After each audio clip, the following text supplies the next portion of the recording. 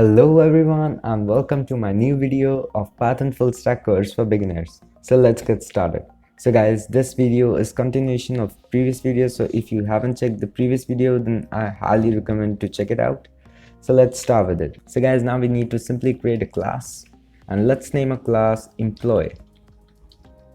And we need not to inherit something. We're just going to define our init function and I'm going to say init and I'm going to pass two parameters as name and my age, and I'm just gonna simply add these properties. After we have added, I'm just gonna create a function to access these values. So I'm just gonna say define my get name and I'm just gonna pass myself, and we're just simply gonna return myself dot name. Similarly, we're gonna create a function to just access the age, and I'm gonna say get age and I'm just gonna return my self.age. So this is really straightforward. We have done this plentiful time before. Now after this, let's create another class which is going to inherit from my employee class. So I'm just gonna say resident. Basically, I've taken this example from Google.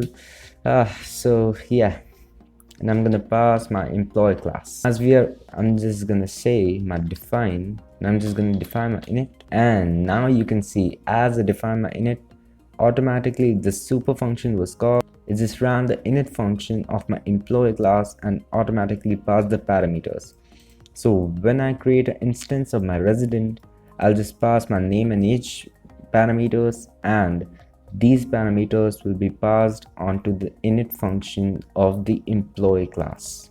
Now the super function is really helpful if we don't use super and we do it manually, like saying the name of the class. Like let's say I can even say my employee class dot, and I have to pass the self parameter in it. So I'm just going to say self name and my age. This super function is really smart. This function knows from which class this resident is inheriting from. So as we know, resident is inheriting from employee, so this super function automatically detects and does the work for us. After we have created our init, now in order to see if a function was called, I'm just gonna say my employee init. As we have done this, now let's create an instance of a resident. So I'm just gonna name my resident as resident, and I'm just gonna pass the parameter with the name and age, and I'm just gonna say Joseph, and let's say age be 16. Now as we have created our object, let's try running it. And as you can see, it says employee init was called. Now if we create, like let's say 100 objects of resident, then it will print this employee init was called 100 times. Now let's create another class and let's name that something like student. I'm going to say student. Now we need not to inherit something because it's going to be the main one, and I'm going to define the init function in it, and we want a property as student ID. So a student must have a student ID. So I'm just gonna say myself dot student ID. I'm just adding the property and I'm setting it equal to the parameter student.id. So both are exactly the same. Now in order to know that this init was called, I'm just gonna say print out for me student init was called.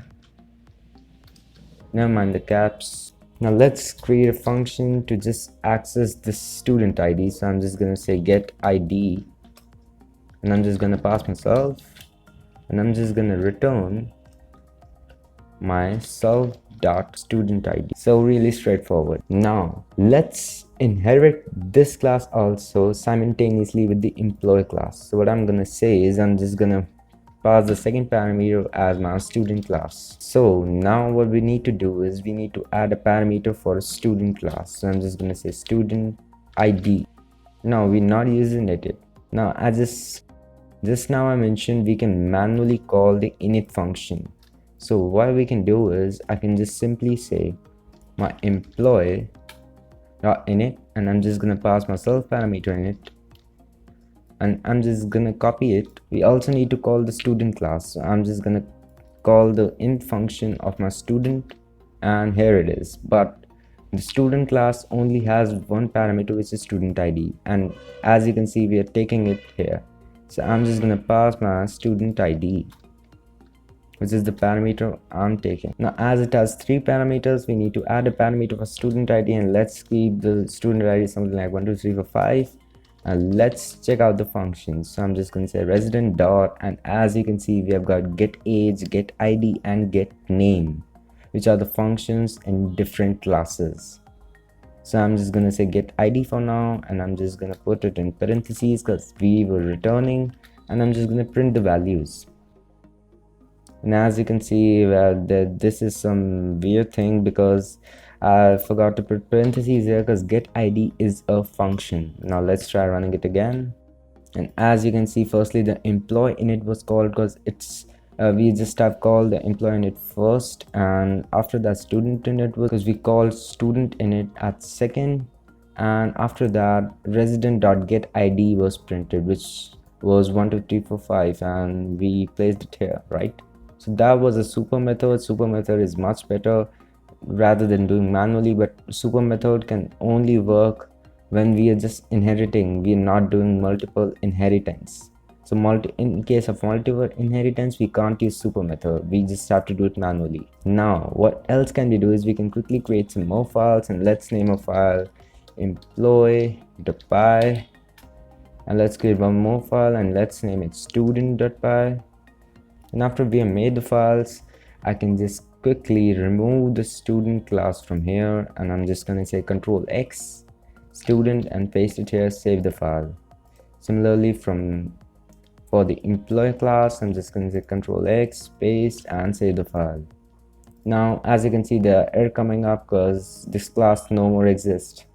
So what I can do is I can import these files. So I'm just going to say from my employee file, I just want to import my employee class.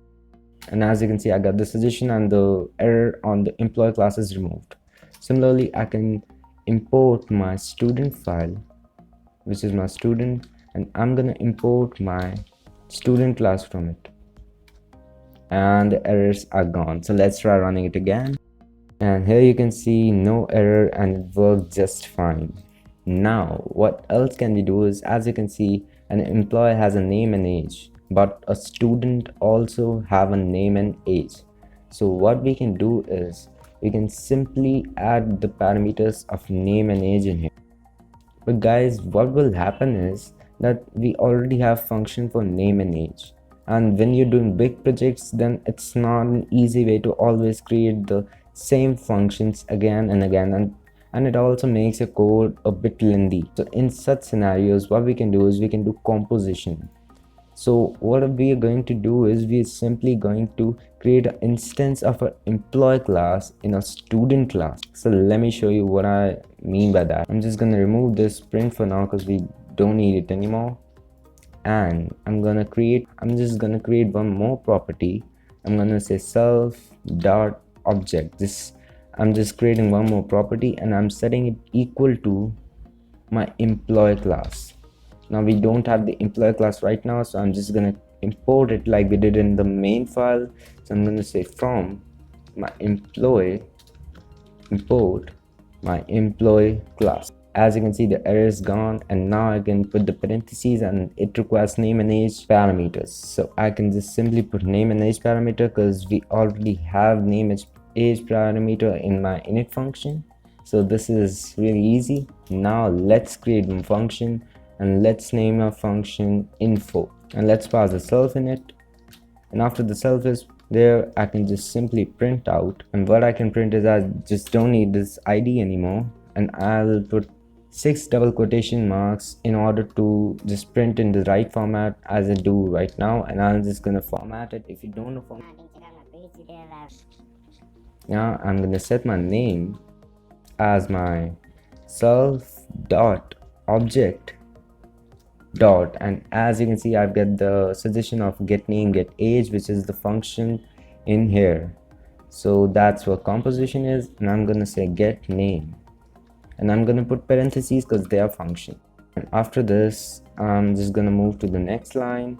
I'm gonna say age, and I'm gonna set my age as self dot object dot get age, and parentheses, make sure to add them. And I'm gonna say student ID as my student ID. I just need to say self dot student ID. So let's create an instance of a student class. I'm gonna say my student1 is equal to my student class, and I'm gonna put the name, age, and student ID. I'm gonna say my student ID as something like blah blah blah, and name as Joseph again, and age is 16 or maybe 17 again. After this, I'm just gonna access the value of my student object, and let's see what we can do. And I'm just gonna say info, which is the function we just created, and let's try running it. And we are printing it here, so let's see what happens. And as you can see, firstly the employee init was called. Okay, it was just cause of we didn't save the file, that was cause of that. And if I save it and run my student file again, here you can see that does not comes anymore, and name is Joseph, age is 17, student ID is this blah blah. Okay, so that's all for classes. Like the video if you liked it, dislike if you didn't, subscribe and share for more. And I'm literally gonna say you guys ain't subscribing, and I'll see you guys in the next video.